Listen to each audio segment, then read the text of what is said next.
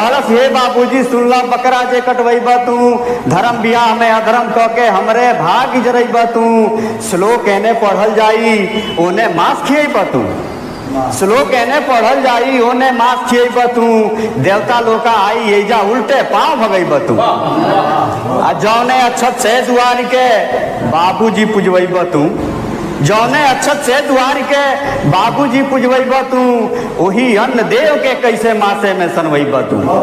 एगो रचना जौन की काफी प्रसिद्धि पौले बा, वो रचना हम एजा सुनावल चाहब। आजकल शादी ब्याह में मांसाहार के प्रवृत्ति बढ़त जाता। आई रचना हम जहाँ भी पढ़ले बानी लोग प्रशंसा दहले बा, एक ध्यान से सुनल जाई। दूगो समझी लो आपस में का बात करता। हमरा से बोली समझी जी गलती कवन भइल, हमरा से बोली समझी जी गलती कवन भइल, जौना कारण कैले बानी रउआ मनवा मइल, कहले समझी सुनली कौनो बात न बाटे खास, कहले समझी सुनली कौनो बात न बाटे खास, मांस खियावे के कहनी बनवले बानी घास, यही से कुछ मांसाहारी लोग बाटे गुरुनाथ, बात भइल तो बात निभैती काहे कैनी घात। तो समझी जी का जवाब देहनी, साच कहिले रउआ बाटे सगरी दोष हमार, साच कहिले रउआ बाटे सगरी दोष हमार, बकरा तो हम यही खातिर बंधले रहनी चार, बाकिर बेटी जौवन रउआ घर के बनी सिंगार, बतिये ऐसन कहलस गईनी हम ओकरा से हार, कहलस हे बाबूजी सुनला बकरा जे कटवैबा तू, कहलस हे बाबूजी सुनला बकरा जे कटवैबा तू,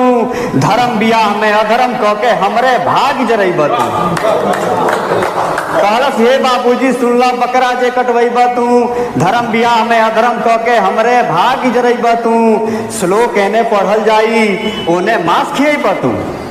श्लोक एने पढ़ल जाई ओने मांस खियैबा तू, देवता लोका आई एजा उल्टे पांव भगैबा तू, आ जौने अक्षत से दुआर के बाबूजी पुजवैबा तू, जौने अक्षत से दुआर के बाबूजी पुजवैबा तू, वही अन्न देव के कैसे मासे में सनवैबा तू। शुभ विवाह लिखवले बाड़ा औरी कत्ल करैबा तू,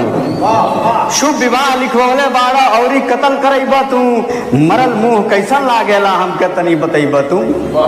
एतनो कहला पर सुनला जे मांस अगर बनवैबा तू, एतनो कहला पर सुनला जे मांस अगर बनवैबा तू, ए ससुरारी जाई बिना हम ओ ससुरा पहुंचैबा तू, सुनले बतिया समझी के त लोर झोर हो गईले ऊ, सुनले बतिया समझी के त लोर झोर हो गईले ऊ, गजभर सीना भइल बहु ऐसन पाके अगरैले ऊ, गजभर सीना भइल बहु ऐसन पाके अगरैले।